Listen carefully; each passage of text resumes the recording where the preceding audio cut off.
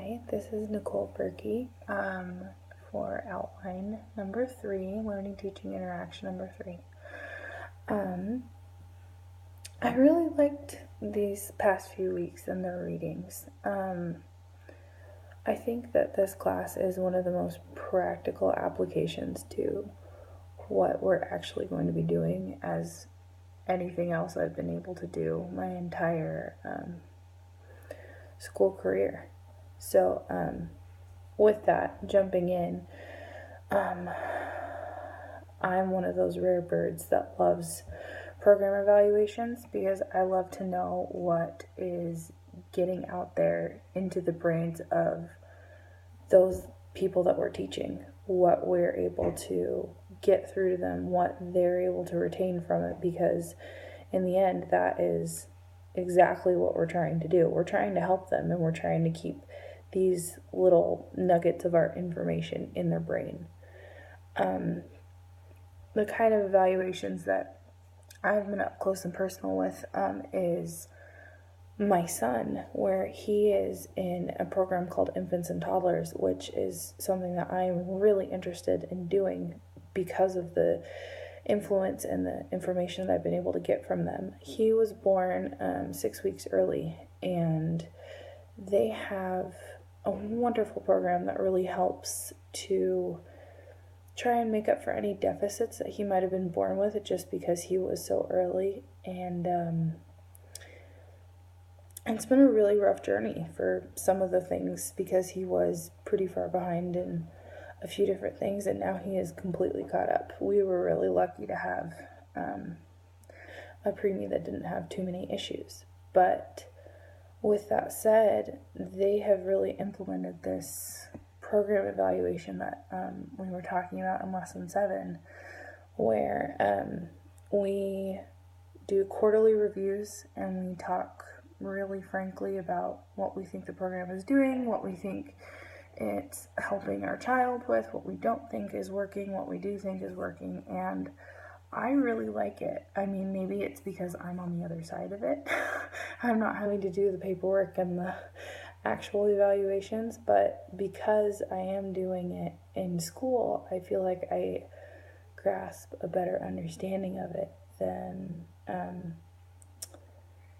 a few other people, because I'm pretty familiar with the process, and I'm familiar with the evaluations that they do on us and with us. So yeah,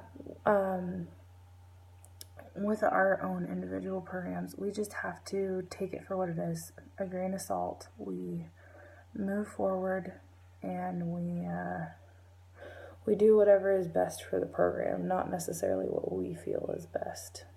So I would really like to survey people and get to know what they took away from the workshop, what they gained from it, because what else are we teaching the workshop for if not to teach people?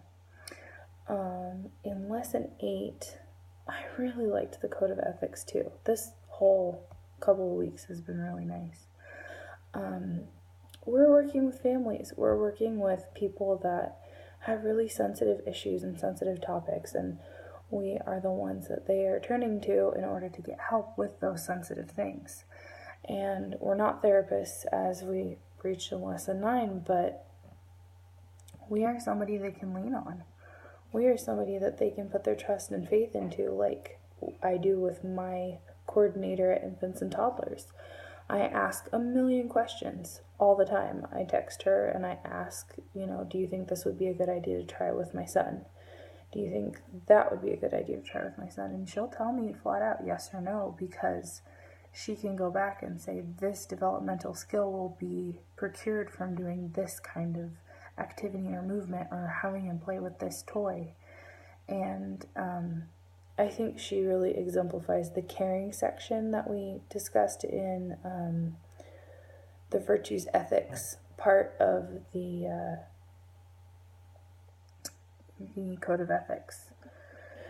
So I just think that we need to focus really hard on the fact that we are helping families, and it's sensitive, and ethics plays a big role in it. We are being trusted with so much information and so much insight into these people's lives.